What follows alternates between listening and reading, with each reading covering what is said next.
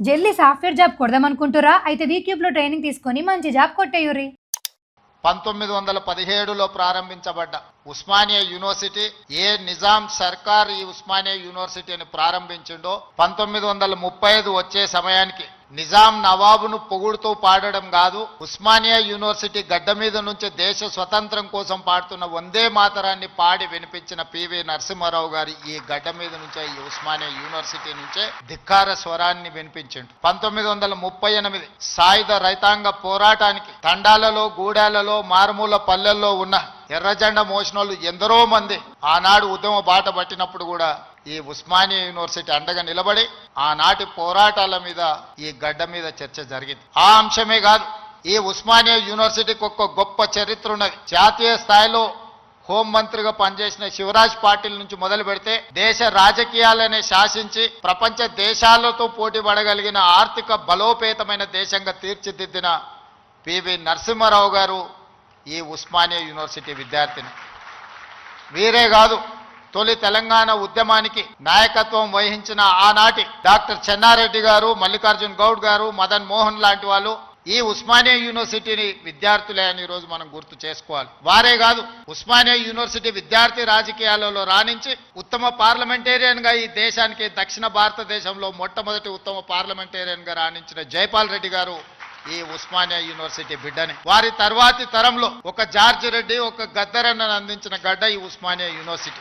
ఆ తర్వాత చాలా మంది ఈ రోజు ఇక్కడ ఉన్న తెలంగాణ ఉద్యమంలో క్రియాశీలక భాగస్వామ్యం తీసుకున్న ఎంతో మంది విద్యార్థుల నుంచి ప్రొఫెసర్లుగా నుంచి తెలంగాణ సాధనలో తమ వంతు కర్తవ్యాన్ని నెరవేర్చిన వాళ్ళు ఈ గడ్డ మీద నుంచి ఇక్కడ చదువుకున్న వాళ్ళే, ఇక్కడ సమస్యల మీద చర్చించిన వాళ్ళు. తెలంగాణ సమాజానికి సమస్య వచ్చినా, తెలంగాణ సమాజానికి సంక్షోభం వచ్చినా, తెలంగాణ నలుమూలలో ఏ సమస్య వచ్చినా మొట్టమొదట చర్చ జరిగేది, మొట్టమొదట ఉద్యమానికి పునాది పడేది ఈ ఉస్మానియా యూనివర్సిటీ నుంచే.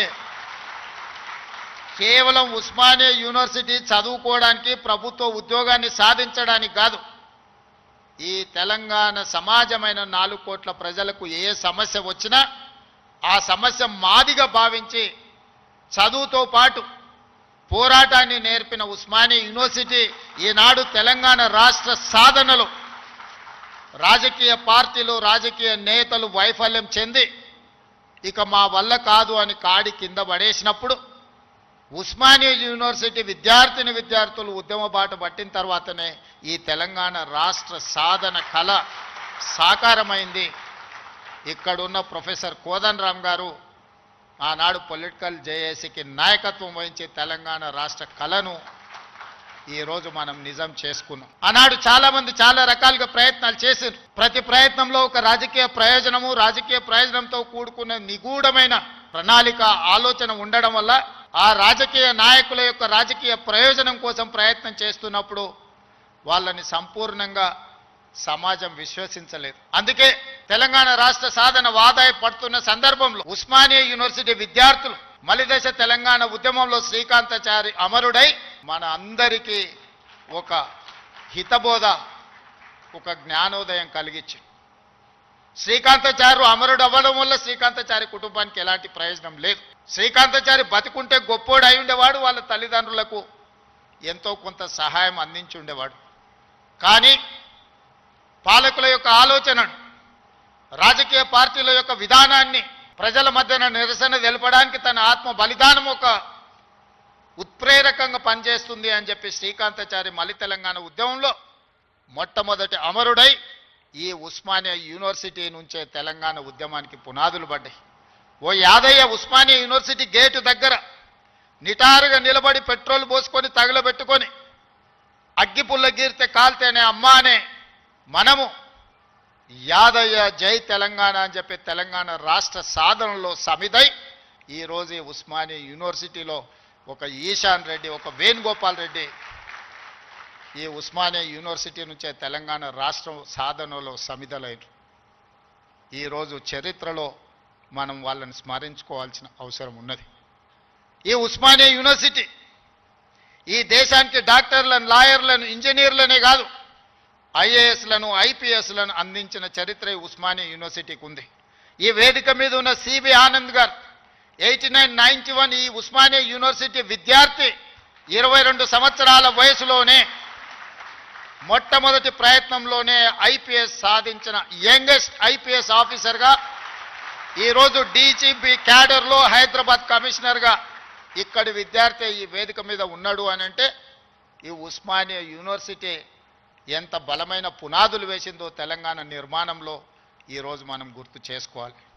అందుకే మిత్రులారా, తెలంగాణలో ఏ సమస్య వచ్చినా, తెలంగాణ ప్రజలకు ఏ అవసరం వచ్చినా అండగా నిలబడే ఈ ఉస్మానియా యూనివర్సిటీ కళావిహీనమైపోయి వైస్ ఛాన్సలర్ల నియామకం జరగక, ప్రొఫెసర్లు రిటైర్ అయిపోతే ప్రమోషన్లు ఇవ్వక, అసోసియేట్ అసిస్టెంట్ ప్రొఫెసర్లను కాదు లెక్చరర్లను, నాన్ టీచింగ్ స్టాఫ్ను కూడా నియామకాలు చేయక కొద్ది కొద్దిగా క్యాన్సర్ లాగా ఈ ఉస్మానియా యూనివర్సిటీని నిర్వీర్యం చేసి తెలంగాణ సమాజానికి చైతన్యాన్ని అందించే ఈ ఉస్మానియా యూనివర్సిటీని కాల గర్భంలో కలిపేయాలని కుట్ర జరుగుతున్న సందర్భంలో ఖచ్చితంగా ఈ ఉస్మానియా యూనివర్సిటీ పూర్వ వైభవాన్ని మళ్ళీ ప్రారంభించాలి అనే ఒక గొప్ప ఆలోచనతోని నేను ముఖ్యమంత్రి అయిన మరుక్షణం ఉస్మానియా కాకతీయ యూనివర్సిటీలతో పాటు అంబేద్కర్ ఓపెన్ యూనివర్సిటీ నుంచి మొదలు పెడితే యూనివర్సిటీలను అన్నిటిని కూడా చదువుకే కాదు సామాజిక చైతన్యానికి వేదికలు కావాలి.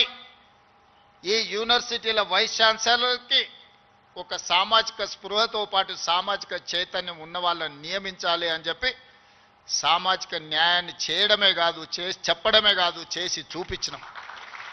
108 సంవత్సరాల ఉస్మానియా యూనివర్సిటీ చరిత్రలో ఈ గడ్డ మీద ఒక్క దళితుడు కూడా వీసీ కాలేదు, వైస్ ఛాన్సలర్ కాలేకపోయింది. వాళ్ళ కుమార్ని దళితుడని చెయ్యలే. ఆయనలో ఉన్న నైపుణ్యాన్ని, చదువును గుర్తించి చదువుకున్నవాడు ఈ సమాజానికి ప్రయోజకుడవుతాడని చెప్పి ఈరోజు ఒక కుమార్ను వీసీగా నియమించడం జరిగింది. ప్రొఫెసర్ చక్రపాణి గారిని ఇవాళ వైస్ ఛాన్సలర్గా నియమించడమంటే తెలంగాణ ఉద్యమంలో పాల్గొనడమే కాదు, తెలంగాణ సమాజానికి ఏమి కావాలనో ఆలోచించగలిగిన శక్తి ఉంది కాబట్టే ఈరోజు వారిని కూడా మనం వైస్ ఛాన్సలర్గా నియమించుకున్నాం. ప్రొఫెసర్ పురుషోత్తంని విద్యా కమిషన్లో ఈరోజు నియమించడము అని అంటే వారు చదువుకున్నారు కాబట్టి. ఇలా విద్యా కమిషన్ను మొట్టమొదటిసారి తెలంగాణ రాష్ట్రంలో ఏర్పాటు చేసుకుంటే అక్నూర్ మురళి ఐఏఎస్ ఆఫీసర్ని దానికి నియమించడం అంటే, ఒక చారగొండ వెంకటేష్ని ఈ యూనివర్సిటీ విద్యార్థిని అందులో సభ్యుడిగా వేసినామంటే ఈరోజు వాళ్ళు చదువుకున్నారు, చైతన్యం ఉన్నది కాబట్టే ఈ సమాజానికి ప్రయోజనం చేకూరాలి అని ఈరోజు బాలలక్ష్మికి కూడా అవకాశం ఇచ్చినామంటే ఈ ఉస్మానియా యూనివర్సిటీ విద్యార్థిని. ఈరోజు దయాకర్ ఇక్కడ ఎమ్మెల్సీ అయి కూర్చున్నాడంటే ఇక్కడ చదువుకొని ఇక్కడి నుంచి రాణించిన విద్యార్థులు వీళ్ళందరూ. ఈ ఉస్మానియా యూనివర్సిటీ 4వ తరగతో 3వ తరగతో లేకపోతే 2వ తరగతో లేకపోతే గ్రూప్ 1 ఆఫీసర్లను ఉత్పత్తి చేయడానికి కాదు, ఈ తెలంగాణ సమాజాన్ని పునర్నిర్మించడానికి అవసరమైన మేధా సంపత్తిని ఈ ఉస్మానియా యూనివర్సిటీ నుంచి మేము ఆశిస్తున్నాం.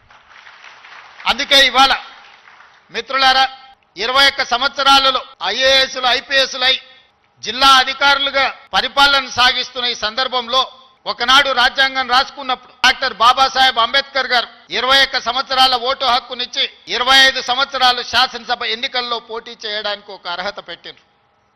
ఈరోజు మీ అందరి సమక్షంలో ఈ ఉస్మానియా యూనివర్సిటీ నుంచి ఒక కార్యాచరణగా, ఒక ఉద్యమంగా ఆలోచన చేయండి.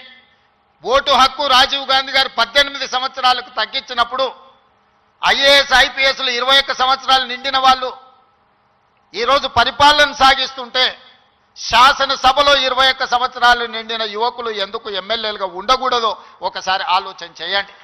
యువ నాయకత్వం ఈ దేశానికి అవసరం ఉన్నది. ఇవాళ ఈ దేశంలో ముఖ్యంగా తెలంగాణ రాష్ట్రంలో 18 సంవత్సరాలు పైబడి 35 సంవత్సరాల లోపల ఉన్న జనాభా 65%. ఇదే దేశం యొక్క సంపద. ఈ యువ సంపద, ఈ యువ మేధస్సు ప్రపంచ దేశాలకు ఎగుమతి అయి ఇవాళ అమెరికా, సింగపూర్లను అత్యంత ధనిక దేశంగా రాణించడానికి మన వాళ్ళ శ్రమ ఉన్నది, మన వాళ్ళ చెమట ఉన్నది.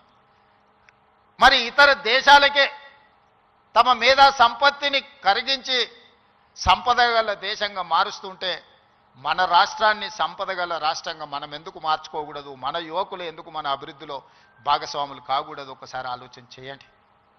ఈరోజు ఈ ఉస్మానియా యూనివర్సిటీ చదువులకే కాదు, పరిశోధనలకు కూడా వేదిక కావాలి. ఈ ఉస్మానియా యూనివర్సిటీ సమస్యల్ని చర్చించడానికే కాదు, సైద్ధాంతిక పరమైన ఆలోచనలు, భిన్న అభిప్రాయాలకు కూడా చర్చకు వేదిక కావాలి. సామాజిక సమస్యల్ని పరిష్కరించుకోవడానికి కూడా ఇక్కడ చర్చలు జరగాలి. సిద్ధాంతపరమైన చర్చలు జరగాలి. సాంకేతికపరమైన చర్చలు జరగాలి. వీటి ద్వారా సమాజానికి మేలు ఒనగూరాలి. ఈరోజు మనకు నచ్చని సిద్ధాంతం ఉంటే చర్చించడానికి మనం సిద్ధంగా లేము. అసహనం పెరిగిపోయింది. నచ్చని సిద్ధాంతం ఉంటే చర్చించడం ద్వారా, ఆ సిద్ధాంతంలో ఉన్న లోపాన్ని లేవనెత్తి చూపించడం ద్వారా వాళ్ళని ఒప్పించి చర్చల ద్వారా ఓడించి రాణించాలి. కానీ వాళ్ళని అణిచివేసో లేకపోతే వాళ్ళ మీద మన అధికారాన్ని, ఆధిపత్యాన్ని ప్రదర్శించడం ద్వారా ఎక్కువ కాలం ఇది సాగదు. అందుకే ఈరోజు తెలంగాణ రాష్ట్రంలో రెండవ ముఖ్యమంత్రిగా నేను బాధ్యత చేపట్టిన తర్వాత పొట్టి శ్రీరాములు యూనివర్సిటీగా ఉన్న తెలుగు యూనివర్సిటీకి ఆనాడు పాత్రికేయ సంపాదకుడుగా, మేధావిగా, నిజాం రజాకర్ల నుంచి విముక్తి కలిగించిన పోరాటంలో పాల్గొన్న సురవరం ప్రతాప్ రెడ్డి గారి పేరును తెలుగు యూనివర్సిటీకి మనం పేరు పెట్టుకోవడం జరిగింది. మన స్ఫూర్తి ప్రదాతలు వాళ్ళు. IIHT, Indian institute of handloom టెక్నాలజీకి కొండా లక్ష్మణ్ బాపూజీ గారి పేరు పెట్టుకున్నాం మనం. మహిళా యూనివర్సిటీ తెలంగాణలో ఉన్న ఏకైక మహిళా యూనివర్సిటీ. ఆ మహిళా యూనివర్సిటీకి ఆనాడు ఘడీలకు, దొరలకు, జమీందారులకు వ్యతిరేకంగా, రజాకర్లకు వ్యతిరేకంగా నిటారుగా నిలబడి కొట్లాడిన చాకలి ఐలమ్మ పేరు వీరనారి చాకలి ఐలమ్మ యూనివర్సిటీగా ఈరోజు కోటి ఉమెన్స్ కాలేజీని ఒక యూనివర్సిటీగా తీర్చిదిద్ది పోరాటానికి స్ఫూర్తినిచ్చిన వీరనారి చాకలి ఐలమ్మ పేరు ఈరోజు మనం పెట్టుకోవడం జరిగింది. ఇవన్నీ ఎందుకు? ఇవన్నీ మనకి స్ఫూర్తిని నింపడానికి, మనలో పోరాట పటిమను పెంచడానికి. ఆనాడు తెలంగాణ యువత సమస్యల మీద పోరాటం చేసే చైతన్య పరులుగా ఉన్నారు. కానీ ఈనాడు ముఖ్యమంత్రిగా నాకు అందుతున్న సమాచారం, తెలంగాణ ప్రాంతంలో జరుగుతున్న పరిణామాలు మానసిక వేదనకు గురి చేసే పరిస్థితి ఉన్నది. ఈరోజు పట్టణ ప్రాంతాలలో లేకపోతే యూనివర్సిటీలలో కాదు, చిన్న చిన్న కాలేజీల్లో, జూనియర్ కాలేజ్, డిగ్రీ కాలేజీల్లో కూడా విద్యార్థులు గంజాయి సేవించే పరిస్థితి వచ్చింది. ఇది తెలంగాణ సమాజాన్ని నిర్వీర్యం చేసే ప్రమాదం పొంచి ఉన్నది. ఇవాళ గంజాయి, డ్రగ్స్ తెలంగాణ సమాజాన్ని, యువతను పట్టి పీడిస్తున్నాయి. ఇవాళ సిద్ధాంతపరమైన పోరాటాలు లేకపోతే సామాజిక చైతన్యానికి సంబంధించిన ఉద్యమాలు లేకపోవడం వల్ల ఈరోజు ఈ విద్యార్థులు వ్యసనాల వైపు బానిసలు అవుతున్నారు. ఇది మనందరం, ఇక్కడున్న మేధావులందరూ ఆలోచించేయాలి, చర్చ చేయాలి. ఈ పరిస్థితుల్లో మనందరం ఒకనాడు తెలంగాణ సమాజంలో కావచ్చు, ఈ దేశంలో కావచ్చు, శ్రీమతి ఇందిరాగాంధీ గారు, పివి నరసింహారావు గారు తీసుకొచ్చిన agriculture ceiling act, urban ceiling act ద్వారా జాగీర్దారులు, జమీందారులు, భూస్వాముల దగ్గర ఉన్న వేలాది ఎకరాల భూములను, కొన్ని లక్షల ఎకరాల భూములను సేకరించి దళితులకు, గిరిజనులకు అసైన్మెంట్ పట్టాల పేరు మీద భూములు ఇచ్చారు. ఆనాడు గ్రామాలలో భూమి ఉండడం, ఆత్మగౌరవం, వ్యవసాయం చేయడం ఆ కుటుంబానికి గుర్తింపుగా ఉండి ఆనాడు ప్రభుత్వాలు ఇందిరమ్మ పేరు మీద అసైన్మెంట్ భూములను పేదలకు లక్షలాది ఎకరాలు పంచారు. ఆ తర్వాత పోడు భూముల పట్టాలు 25 లక్షల ఎకరాల అసైన్మెంట్ భూముల పట్టాలు దళితుల, గిరిజనులకు ఇస్తే 10 లక్షల ఎకరాల భూములు ఆదివాసీలకు పోడు భూముల పట్టాలిచ్చి ఈరోజు ఈ రాష్ట్రంలో దళితులు, గిరిజనులు భూ యజమానులుగా ఉన్నారు అని అంటే ఆనాడు తీసుకొచ్చిన అగ్రికల్చర్ సీలింగ్ యాక్ట్ అన్న సంగతి ఈరోజు మనందరికీ తెలుసు. ఈరోజు సొంత ఇంటి కళ. నేను ఖానాపూర్లో ఒక ఆదివాసీ బిడ్డకి ఎమ్మెల్యే టికెట్ ఇచ్చిన. అతనికి ఉన్న గొప్ప ఆస్తి ఏందంటే వాళ్ళ తండ్రికి ఇందిరమ్మ ఉన్నప్పుడు ఇచ్చిన ఇందిరమ్మ ఇల్లు. నేను అక్కడ నాగోబా జాతర దర్శించుకోవడానికి ఒక గిరిజన సాంప్రదాయానికి సంబంధించి గుడిని సందర్శించినప్పుడు చైతన్యం కలిగిన యువకుడుగా వాళ్ళందరినీ సమన్వయం చేస్తూ ఒక యువకుడు నాకు కనిపించాడు. పిలిచి పేరు అడిగినా నాకు అర్థం కాలే. తర్వాత నా పక్కన వాళ్ళకి చెప్పిన, అబ్బాయి ఫోన్ నెంబర్ తీసుకొని, చదువుకున్నాడు, చైతన్యం ఉన్నది, ఫీల్డ్ ఎన్ఆర్ఈజేఎస్లో ఫీల్డ్ అసిస్టెంట్గా పనిచేస్తున్నాడు అని చెప్తే అతన్ని పికప్ చేసుకొని ఎమ్మెల్యే టికెట్ ఇస్తే ఈరోజు ఎడమ బోజు పేరు మీద శాసనసభలో ప్రాతినిధ్యం వహిస్తున్నాడు. దానికి కారణం చదువు, చైతన్యం. ఈరోజు లక్ష్మణ్ మంత్రి అయినా, కుమార్ వైస్ ఛాన్సలర్ అయినా, ప్రొఫెసర్ కాసిం గారు ప్రిన్సిపల్ గారైనా, ఈ యోగితా రాణా గారు వారి సామాజిక నేపథ్యం మీరు తెలుసుకోండి, వారు ఐఏఎస్ ఆఫీసర్ ఇక్కడ చాలామంది రాణించిందంటే చదువు ఒక్కటే కారణం. ఇవాళ చదువును మనం నిర్లక్ష్యం చేసే పరిస్థితి లేదు. ఈరోజు నేను ఉన్న వాస్తవం మీ దగ్గర చెప్పదలుచుకున్నా. నా దగ్గర పంచడానికి భూములు లేవు. మిమ్మల్ని ధనవంతులు చేయడానికి ఖజానా ఖాళీగా ఉన్నది, ఖజానా ఒట్టిపోయి ఉన్నది. భూములేమో లేవు, పంపకాలు జరిగిపోయినాయి. ఈరోజు తెలంగాణలో 1,50,00,000 ఎకరాల వ్యవసాయ యోగ్యమైన భూములు ఉంటే 96% చిన్న సన్నకారు రైతులే, అంటే ఎకరము 2 ఎకరాలు 3 ఎకరాలే. ఇప్పుడు అగ్రికల్చర్ సీలింగ్ యాక్ట్ తెచ్చినా నేను గుంజుకోవడానికి గజం కాదు కదా, ఇంచు భూమి కూడా లేదు. అందుకే మా దళితులకు, మా గిరిజనులకు, మా బలైన వర్గాలకు, మా మైనారిటీ సోదరులకు, మా తమ్ముళ్ళకు, మా చెల్లెళ్ళకు నా సూచన ఒక్కటే: మీరు ధనవంతులు కావాలి, మీరు గొప్ప వ్యక్తులు కావాలి అని అంటే రాష్ట్ర ప్రభుత్వం పంచడానికి భూములు లేవు, నింపడానికి ఖజానా లేదు. మీకు నేను ఇవ్వగలిగింది విద్య ఒక్కటే, నాణ్యమైన విద్యనే. మీ తలరాతలను మారుస్తుంది. మీ తలరాతలు మారాలంటే మీరు చదువుకోవాలి. చదువు ఒక్కటే పరిష్కారం. చదువు ఒక్కటే మిమ్మల్ని గుణవంతులు చేస్తుంది, ధనవంతులను చేస్తుంది, శ్రీమంతులు చేస్తుంది. ఈ తెలంగాణ సమాజంలో మిమ్మల్ని భాగస్వాములను చేస్తుంది. చదువుకునే వయసులో మీరు ఇతర వ్యాపకాలకు లోనైతే జీవితాంతం బాధతోని కుళ్ళి కృషించి చావాల్సిన పరిస్థితి వస్తుంది.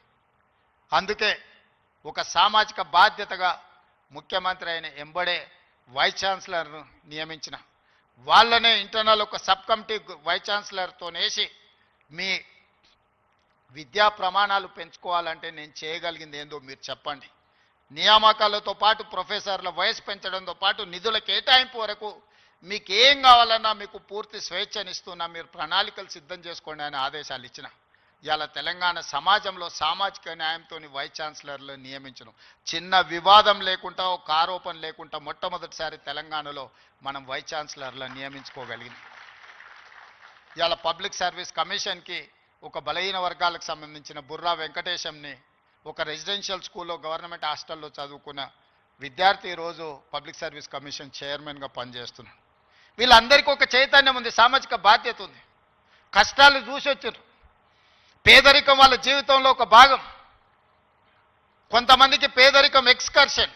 పేదరికం ఎట్లుంటుందో అంటే పట్టణం నుంచి పెద్ద బెంచ్ కార్ వేసుకొని పోయి చూసి పేదరికం ఓహో ఇట్లుంటుందా అని చూసి వచ్చే ఎక్స్కర్షన్ కొంతమంది పెద్దోళ్ళకు. కానీ ఆ పేదరికంలోనే పుట్టి ఆ పేదరికాన్ని అనుభవించి ఆ పేదరికంలో నుంచే అభివృద్ధి పదం వైపు నడిచిన వాళ్ళు ఈరోజు తెలంగాణ రాష్ట్రాన్ని నడుపుతున్నారు. పేదరికం అంటే మాకు కొత్త కాదు, పేదరికం మాకు చుట్టం కాదు, పేదరికం మా జీవన విధానంలో ఒక భాగం. మేము ఆ పేదరికాన్ని చూసి వచ్చినాం. ఆ పేదరికాన్ని పారద్రోలడం మాకంటే ఎక్కువ ఎవరికి తెలియదు. ఎవరి మీద మనం ఆధారపడాల్సిన పని లేదు. అన్ని శక్తియుక్తులు, తెలివితేటలు, అధికారం నిర్ణయించే శక్తి మన దగ్గర ఉంది. మరి మీరు ఎందుకు దీన్ని ఉపయోగించుకోరని నేను అడుగుతున్నా. ఇవాళ నేను ఉస్మానియా యూనివర్సిటీ ఇక్కడికి రాని విద్యార్థులకు నేను సూచన చేయదలుచుకున్నా. మీకు వ్యతిరేకంగా నిర్ణయాలు చేసేటోళ్ళు, మీకు నష్టం కలిగించేటోళ్ళు, మిమ్మల్ని కష్టపెట్టినోళ్ళను మీరు వ్యతిరేకించండి, నిరసన తెలపండి. మీకోసం పనిచేయాలన్న ఆలోచనతోని మీ ఆలోచనలు తెలుసుకుందామని, మీ సమస్యల్ని చూద్దామని, మీ సమస్యల్ని పరిష్కరించాలని వస్తున్న వాళ్ళని మీరు వ్యతిరేకించడం ద్వారా ఈ అభివృద్ధిని అడ్డుకున్న వాళ్ళం అవుతామా, లేకపోతే అభివృద్ధిని ఇంకా ముందుకు తీసుకెళ్లిన వాళ్ళం అవుతామా, మీరు ఒకసారి ఆలోచన చేయండి. అందుకే ఈరోజు చాకలి ఐలమ్మ యూనివర్సిటీకి పేరు పెట్టడమే కాదు, 500 కోట్ల రూపాయలు ఇచ్చి అభివృద్ధి చేసి ప్రతి తెలంగాణ ఆడబిడ్డ చదువుకోవాలి, రాణించాలి అని చెప్పి చాకలి వీరనారి చాకలి ఐలమ్మ యూనివర్సిటీకి 500 కోట్ల రూపాయలు నిధులు ఇచ్చి ఈరోజు ఒక అద్భుతమైన పోటీ పడగలిగే యూనివర్సిటీగా తీర్చిదిద్దుతున్నాం. మరి ఒక మహిళా యూనివర్సిటీకి 500 కోట్ల రూపాయలు ఇస్తే మా ప్రొఫెసర్ గారు, మా వైస్ ఛాన్సలర్ గారు 5 కోట్లు 10 కోట్లు అడుగుతున్నారా? అడగడానికి కూడా మా వాళ్ళకు పేదరికం ఉన్నది. ఎంత పేదరికం అంటే అడగడానికి కూడా 100 అడిగితే ఏమనుకుంటారో 100నా అని అనుకునే పరిస్థితిలో మా వైస్ ఛాన్సలరు, మా అడ్లూరు లక్ష్మణ్ అంటే వాళ్ళ పేదరికం వాళ్ళని పెద్ద నెంబర్ ఆలోచన చేయడానికి కూడా అడ్డుపడుతున్నా. అందుకే నేను యోగితా రాణా గారికి ఆదేశాలు ఇస్తున్నా, ఒక కమిటీ వేయండి, ఇంజనీర్స్ కమిటీ. టోటల్గా ఎడ్యుకేషన్ నుంచి, యూనివర్సిటీ నుంచి ఒక టీంని, రాష్ట్ర ప్రభుత్వం నుంచి, విద్యాశాఖ నుంచి, సాంకేతిక పరమైన ఇంజనీర్లతో పాటు ఎడ్యుకేషన్ సైడ్ నుంచి ఉండే వాళ్ళందరినీ ఒక కమిటీ, చిన్న కమిటీని కూర్చి ఉస్మానియా యూనివర్సిటీ 100% ప్రపంచంతో పోటీ పడగలిగే ఒక స్టాన్ఫర్డ్, ఒక ఆక్స్ఫర్డ్ యూనివర్సిటీ స్థాయిలో మనకేం తక్కువ 3 లక్షల కోట్ల రూపాయల బడ్జెట్ ఉంది. ఎవడో 1,00,000 కోట్లు కట్టింది, కూలింది, పోయింది, 1,00,000 కోట్లు గంగలో పోయింది, గోదావరిలో పోయింది. మీకోసం ఒక 1000 కోట్లు ఖర్చు పెట్టడానికి మాకేమన్నా దరిద్రం ఉందా? నేను స్పష్టంగా చెప్పదలుచుకున్నా, ఈ సంవత్సరం విద్యాశాఖ కోసము 40,000 కోట్లు ఖర్చు పెట్టిన. 40,000 కోట్లు ఈ సంవత్సరం young India integrated residential schools, 100 నియోజకవర్గాల 100 young India integrated residential schools, ఒక్కొక్క స్కూల్కి 25 ఎకరాల స్థలం, 200 కోట్లు, 20,000 కోట్ల రూపాయలు ఈరోజు యంగ్ ఇండియా ఇంటిగ్రేటెడ్ స్కూల్స్కి నేను సంతకం పెట్టి ఇచ్చిన. యంగ్ ఇండియా స్కిల్స్ యూనివర్సిటీకి 500 కోట్లు పెడుతున్నాం. యంగ్ ఇండియా స్పోర్ట్స్ యూనివర్సిటీకి ఈరోజు 100 కోట్లు పెడుతున్నాం. యంగ్ ఇండియా పులీస్ స్కూల్స్కి ఈరోజు మనం 100-200 కోట్లు ఖర్చు పెడుతున్నాం. నేను అడుగుతున్న మిత్రులారా, ఈ ఉస్మానియా యూనివర్సిటీకి ఏమి ఇచ్చినా తక్కువే, ఎంత ఇచ్చినా తక్కువే. ఇది చరిత్ర కాలగర్భంలో కలవద్దు. ఇది చరిత్రకు ఎప్పుడు నిటారుగా నిలబడ్డ సజీవ సాక్షిగా ఉండాలి ఉస్మానియా యూనివర్సిటీ. ఏం కావాలనో అడగండి, అడగకపోతే మీ పేదరికమే, అడగకపోతే మీదే పేదరికం. అది నా తప్పు కాదు, అది మీ తప్పు, మీ పేదరికం తప్పు. మీ ఆలోచనల్ని సవరించుకొని, అంచనాలను వేసుకొని ఏమేం కావాలనో చెప్పండి, అన్నిటిని ఇచ్చే బాధ్యత నాది. దీన్ని ఒక అద్భుతమైన యూనివర్సిటీగా, ఈ యూనివర్సిటీ లేకపోతే తెలంగాణకు చరిత్రనే లేదు. తెలంగాణ చరిత్రను నిక్షిప్తం చేసే యూనివర్సిటీ ఉస్మానియా యూనివర్సిటీ. తెలంగాణ పదానికే ప్రత్యామ్నాయం ఉస్మానియా యూనివర్సిటీ. అలాంటి తెలంగాణకు ప్రత్యామ్నాయమైన ఉస్మానియా యూనివర్సిటీ, సిద్ధాంతాలకు వేదికైన ఉస్మానియా యూనివర్సిటీ, ఓ గద్దరన్నను, ఓ జార్జి రెడ్డిని ఇచ్చిన ఉస్మానియా యూనివర్సిటీ, ఓ జైపాల్ రెడ్డిని, ఓ పివి నరసింహారావుని ఇచ్చిన ఉస్మానియా యూనివర్సిటీని తెలంగాణ రాష్ట్ర సాధనలో ముందు భాగాన నిలబడి తెలంగాణ సాధించిన ఉస్మానియా యూనివర్సిటీని ఇలా గాలికి వదిలేయడం బాధ్యతను ఒకసారి ఆలోచన చేయండి. అందుకే మిత్రులారా, ఏమైనా అంచనా వేసుకోండి, ఏమేం కావాలనో నాకు చెప్పండి. మళ్ళీ నేను వస్తా. ఠాగూర్ ఆడిటోరియం కాదు, ఠాగూర్ ఆడిటోరియం కాదు. మా వీసీ గారికి, మా పోలీస్ సిబ్బందికి చెప్తున్నా, ఆ ఎల్ల నేను వచ్చిన రోజు క్యాంపస్ లోపల ఒక్క పోలీసు కూడా పెట్టకండి. ఏ విద్యార్థులు ఏ నిరసన అయినా తెలపనియండి, నిరసన తెలిపే స్వేచ్ఛ కూడా వాళ్ళకి ఇద్దాం. ఆర్ట్స్ కాలేజ్ ముందు మీటింగ్ పెడతా, మీకు కావలసిన 100 కోట్ల నిధులు ఇస్తా. మళ్ళీ మీటింగ్ ఆర్ట్స్ కాలేజ్ దగ్గరనే, అక్కడ ఇక్కడ కాదు. ఆర్ట్స్ కాలేజ్కి వచ్చిన రోజు డీజీపీ గారికి, సిటీ కమిషనర్ గారికి నేను ఆదేశాలు ఇస్తున్నా, ఒక్క పోలీస్ కూడా క్యాంపస్ లోపల ఉండొద్దు, నేను వస్తా. ఎవరు వీళ్ళు? మా తమ్ముళ్ళు, మా చెల్లెళ్ళు తండాలలో, గూడాలలో, మారుమూల పల్లెల్లో పేదరికం రుచి చూసి అభివృద్ధి జరగాలి, డాక్టర్లు, లాయర్లు, ఇంజనీర్లు కావాలి, ఐఏఎస్లు, ఐపీఎస్లు, ఐఎఫ్ఎస్లు అయి ఈ దేశ నిర్మాణంలో భాగస్వాములు కావాలని ఇక్కడికి వచ్చిన వాళ్ళను ఆనాడు ఉన్నాయన గొర్రెలు, బర్రెలు, చేపలు పెంచుకోండి అంటే ఈరోజు డాక్టర్లు, లాయర్లు, ఇంజనీర్లు కాండి, ఐఏఎస్లు, ఐపీఎస్లు కాండి అని నేనంటున్నా. నేను రావద్దా? ఎందుకు రావద్దు? గొర్రెలు, బర్రెలు, చేపలు పెంచుకునేటోనికి నేను రావద్దని కోరుకుండొచ్చు, కానీ డాక్టర్లు, లాయర్లు, ఇంజనీర్లు, ఐఏఎస్లు, ఐపీఎస్లు అయ్యే విద్యార్థులకు నేను రావద్దని నన్ను అడ్డుకోవాలన్న ఆలోచన ఎందుకు ఉంటుంది? ఒకవేళ అడ్డుకుంటే వాళ్ళు వేసే యక్ష ప్రశ్నలకు సమాధానం చెప్పే చిత్తశుద్ధి నాకుంది. తెలివి ఉందా లేదా పక్కన పెడితే నాకు చిత్తశుద్ధి ఉంది. నా చిత్తశుద్ధిని ఎవరు ప్రశ్నించలేరు, ఎవరు శంకించలేరు. అందుకే మీరు అంచనాలు పెంచండి, అంచనాలు వేయండి, అన్ని వివరాలు సేకరించండి. డిసెంబర్ మాసం మనకు అత్యంత కీలకమైన మాసం.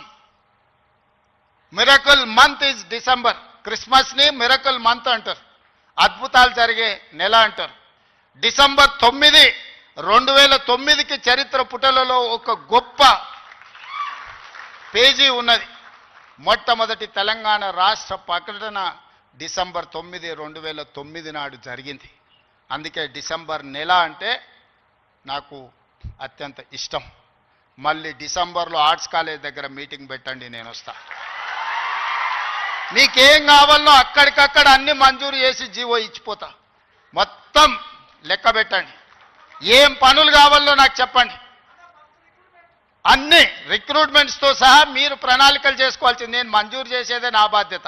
పబ్లిక్ సర్వీస్ కమిషను ఆనాడు గ్రూప్ 1 పరీక్షా పత్రాలు జిరాక్స్ సెంటర్లలో పల్లి బఠానీల కింద అమ్ముకుంటే పబ్లిక్ సర్వీస్ కమిషన్ని ప్రక్షాళన చేసి కొత్తగా నియమించి పరీక్షలు నిర్వహించి దాదాపుగా 85% ఎస్సీ, ఎస్టీ, బీసీ మైనారిటీలు ఈరోజు సెలెక్ట్ అయ్యే పరిస్థితి ఉంటే కొంతమంది అడ్డుకోవాలని కోర్టుకెళ్ళి స్టే తీసుకొచ్చి సంవత్సరాల కొద్దీ 2011లో పబ్లిక్ సర్వీస్ కమిషన్ గ్రూప్ 1 పరీక్షలు జరిగితే 2025 వరకు మళ్ళీ పరీక్షలు జరగలేదు.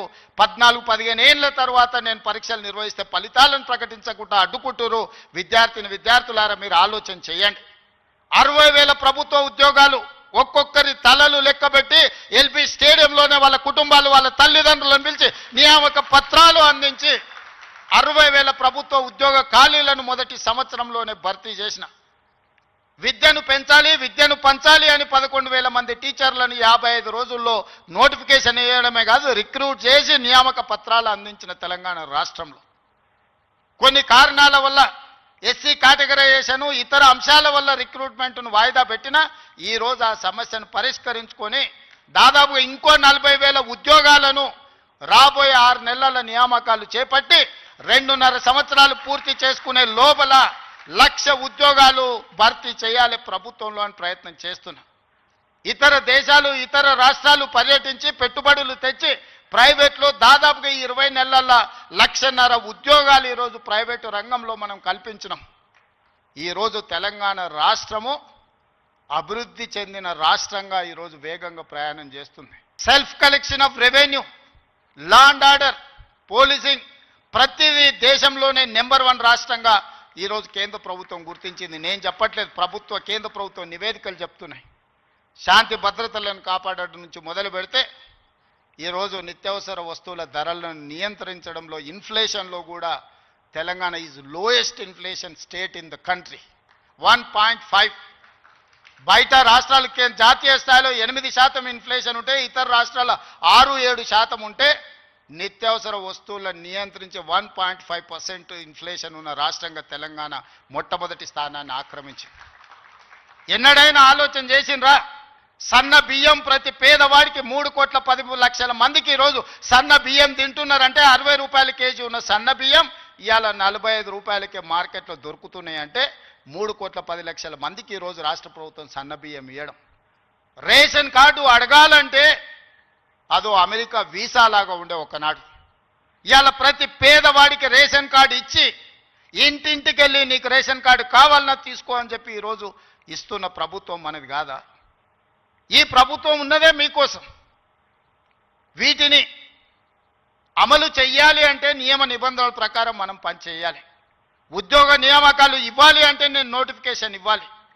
ప్రభుత్వ శాఖలలో ఖాళీలను తెచ్చుకోవాలి, రేషనలైజేషన్ చేయాలి, ఎక్కడెక్కడ ఖాళీలు ఉన్నాయో గుర్తించాలి. ఆ ఖాళీలను పబ్లిక్ సర్వీస్ కమిషన్కో, పోలీస్ కమిషన్కో, లేకపోతే మెడికల్ అండ్ హెల్త్ డిపార్ట్మెంట్ ద్వారానో ఈరోజు నియామకాలు చేపట్టడానికి ఒక ప్రాసెస్ ఉంది. ఆ ప్రాసెస్ ప్రకారం మనం ఈరోజు చేసుకుంటున్నాం. ఒకనాడు నోటిఫికేషన్ల కోసం మీరు ధర్నాలు, నిరసనలు చేసేది. నేను మీద నోటిఫికేషన్లు ఇస్తే అశోక్ నగర్ చౌరస్తాలో, అమీర్పేట చౌరస్తాలో రోజు నిరసనలు. ఇన్ని నోటిఫికేషన్లు మాకు వద్దని మొట్టమొదటిసారి తెలంగాణ రాష్ట్రంలో నోటిఫికేషన్లు తగ్గించడం ఉద్యమం జరిగింది. అందుకే మిత్రులారా, మీకు అనుమానాలు ఉంటే నివృత్తి చేస్తా. కొన్ని రాజకీయ పార్టీలకు కొంతమందికి అధికారం పోయినా కడుపుమంట ఉంటుంది, బాధ ఉంటుంది, దుఃఖం ఉంటుంది, ఆవేదన ఉంటుంది. కొడుకులను ఏమేమో చేద్దాం అనుకుంటే ఎందుకు కాకుండా పోతురని తండ్రికి ఆవేదన ఉంటుంది. ఆవేదనతో ఆరోగ్యం కూడా దెబ్బతింటుంది. మీరు వాళ్ళ ఉచ్చులో పడితే ఎట్లా? నేనెవరినే? మీరందరు కలిసి చేస్తేనే ముఖ్యమంత్రి అయినా కదా. నేను ఆకాశం నుంచి ఊడిపడ్డానా? అమెరికా నుంచి వచ్చినా? ఏ నుంచి వచ్చినా? నల్లమల్ల అడవుల నుంచి, కొండారెడ్డిపల్లి నుంచి వచ్చిన ప్రొఫెసర్ కాసింది మాది పక్క ఊరే. మీ ఊరు నుంచి, మీ దగ్గర నుంచి గవర్నమెంట్ స్కూల్లో చదివి మీతో పాటు 20 ఏళ్ళు ఉండి జడ్పీటీసీగా, ఎమ్మెల్సీగా, ఎమ్మెల్యేగా, ఎంపీగా 20 సంవత్సరాలు మీతో పాటు ఉండి, మీతో పాటు పెరిగి, మీతో పాటు మీరు ఆశీర్వదిస్తేనే ఈరోజు తెలంగాణ రాష్ట్రానికి ముఖ్యమంత్రి అయినా. చదువుకోవడానికి గుంటూరు పోలేదు, లేకపోతే పూనా పోలేదు, లేకపోతే అమెరికా పోలే. నేను చదివింది ఇక్కడనే, పెరిగింది ఇక్కడనే, ఎన్నికైంది ఇక్కడనే. మా తాతలు ముత్తాతలు ఎవరు పెద్ద పెద్ద పదవులలో లేరు. మా నాయన పేరు చెప్పి నేను ఇక్కడికి రాలేదు. కష్టపడి మీరు ఆశీర్వదిస్తే ఇక్కడికి వచ్చిన. చెట్టు పేరు చెప్పి చింతకాయలు అమ్మదలుచుకోలేదు నేను. కొంతమంది చెట్టు పేరు చెప్పి అమ్ముకునే ప్రయత్నం చేస్తారు. అట్లాంటి వాళ్ళని చూస్తున్నాం. వాళ్ళకి బాధ ఉంది, దుఃఖం ఉంది, కోపం ఉంది. ఎందుకంటే ఉన్న పదంగా ఒక రైతు బిడ్డ ముఖ్యమంత్రి అయితే ఎట్లా, దొరల చేతులు ఉండాల్సిన పెత్తనం పేదోళ్ళ చేతులకు పోతే ఎట్లా అని వాళ్ళకి ఆవేదన ఉంటుంది. అర్థం చేసుకోవచ్చు వాళ్ళ ఆవేదన ఏందో. అట్లాంటి వాళ్ళ ఉచ్చుల పడకండి. సమస్య ఉంటే నాకు చెప్పండి. నా మంత్రులందరూ అందుబాటులో ఉన్నారు. మీ మంత్రి లక్ష్మణ్ ఎవరే, మీ మధ్యలో ఉండేటోడే కదా. పొన్నం ప్రభాకర్ ఎవరే, విద్యార్థి రాజకీయాల నుంచి వచ్చినోడే కదా. ఏ పేరైనా తీసుకోండి. ఈరోజు నా మంత్రివర్గంలో ఉన్నోళ్ళు మీకు అందుబాటులో ఉండనోళ్ళ, మీరు కలిస్తే చెబితే విననోళ్ళ. ఇవాళ ప్రొఫెసర్ కోదండరామ్ గారిని ఎమ్మెల్సీగా చేసినాం. ఎందుకు? మీ సమస్యలు విని చట్టసభలలో ప్రస్తావిస్తాడని. కుట్ర చేసి సుప్రీంకోర్టుకి వెళ్ళి కొట్టేపించారు. నేను మళ్ళీ చెప్తున్నా, సార్ 15 రోజులు మళ్ళీ ఎమ్మెల్సీకి పంపుతాం. ఎవడడ్డం వస్తాడో చూద్దాం. ఎందుకంటే ప్రజాస్వామికంగా ప్రజల సమస్యల్ని ప్రస్తావించే వాళ్ళు చట్టసభలో ఉండాలనేది నా ఆలోచన.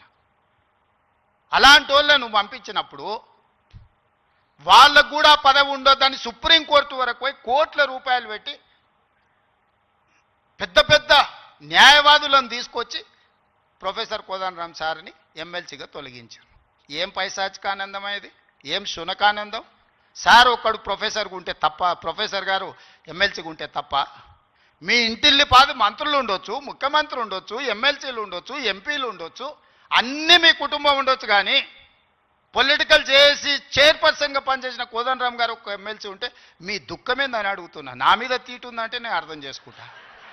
ఆ సార్ ఏందే పాపం, ఇంటి తలుపులు వలగొట్టినా ఏమనలే సారు.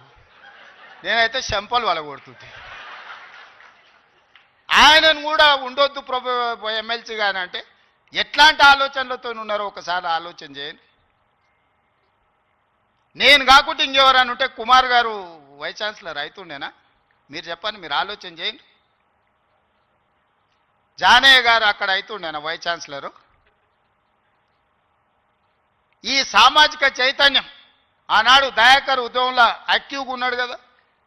10-12 ఏళ్ళు పాపం ఏది రాకుండా అందరు అడ్డం పడ్డారు కదా. ఇవాళ ఎమ్మెల్సీ అయ్యింది కదా దయాకర్ కూడా. ఇవన్నీ ఎందుకు అవుతున్నాయి? బాలలక్ష్మి మీ బిడ్డనే కదా, మీ యూనివర్సిటీలో పెరిగిన అమ్మాయే కదా.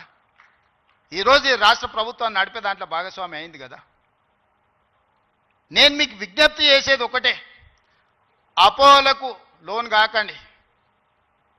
అబద్ధాల సంఘాలు ఉంటాయి, దానికి అధ్యక్షులు ఉంటారు, తండ్రి కొడుకులు. ఆ అబద్ధాల సంఘం చెప్పే అబద్ధాలను మీరు నమ్మకండి.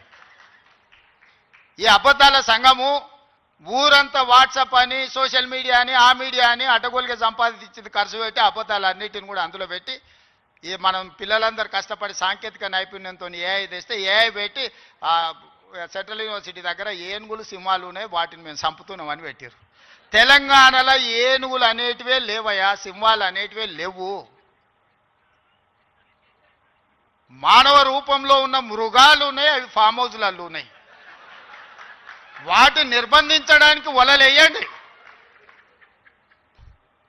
మదర్ ట్రైన్లను బంధించడానికి గోతులు దొవ్వండి. లేని ఏనుగులను, లేని సింహాలను సెంట్రల్ యూనివర్సిటీలో ఉన్నాయి, వాటిని నేను చంపేస్తున్నా అని చెప్పి సోషల్ మీడియాలో ఏ ఆర్టిఫిషియల్ ఇంటెలిజెన్స్ను ఉపయోగించి అతి తెలివితేటలన్నీ ప్రదర్శించి అడ్డుకున్నారు. ఎంతకాలం అడ్డుకుంటారు? ఏది ఇష్టం లేదు వాళ్ళకు. ఏదన్నా మనం వచ్చినాక చేస్తా అన్నది ఏదన్నా ఇది మంచిగా ఉంది, ఇది బాగుంది అన్నారా? గంజాయి డ్రగ్స్ను నిర్మూలించడానికి ఈగల్ ఫోర్స్ అని తెచ్చినాం. అది ఎందుకయ్యా రద్దు చేయండి అన్నారు. చెరువుల పేరు మీద, ఫామ్ హౌస్ల పేర్ల మీద చెరువులు ఆక్రమించుకొని గంటిపేట, ఉస్మాన్ సాగర్, హిమాయత్ సాగర్లను ఆక్రమించుకొని పెద్ద పెద్ద ఫామ్ హౌస్లు కట్టుకుంటే కూలగొట్టడానికి హైడ్రా తెచ్చిన. లేదు హైడ్రాని కూలగొట్టండి అంటారు. మన వరదలు వచ్చినప్పుడు సామాన్యులు చెప్తారు, సార్ మా ఇళ్ళకి నీళ్ళు వచ్చినా, మా టీవీలు, ఫ్రిడ్జులు, మంచాలు, మా ఆస్తి అంతా తడిచిపోయింది, ఏం చేయాలి సార్ అని. సన్న బియ్యం ఇస్తే ఇచ్చేదే లేదండి, రేషన్ కార్డు ఇస్తే వద్దండి. ఏది చేసినా వద్దంటురు. ఈ వద్దనేటోళ్ళని ఏమనాలో మీరే చెప్పుర్రి. ఏదన్నా ఒక్కటన్నా అభినందించినా 20 నెలల్లో అన్ని ఇచ్చిపెట్టుండ్రి. వైస్ ఛాన్సలర్ నియమించిన మంచి పనే కదా, రిక్రూట్మెంట్ ఇవ్వమని అనుమతించిన మంచి పనే కదా. గలీజ్ అలవాట్లు ఉన్న గంజాయి డ్రగ్స్ను రద్దు చేయాలి, ఈపులు ఇరగొట్టాడని చెప్పిన అది అయితే మంచి పనే కదా. ఇవి కూడా అభినందించకుండా నన్ను తిడుతున్నారంటే వాళ్ళ ఉద్దేశం ఏంది, వాళ్ళ దుఃఖం ఏంది? మీకు వాళ్ళతో ఉన్న లాలుచేంది, గంజాయి అమ్మేటోళ్ళతోని, డ్రగ్స్ అమ్మేటోళ్ళతోని. దీపావళి పండుగ కంటే దావత్ చేసుకున్నాడంట బామ్మర్ది.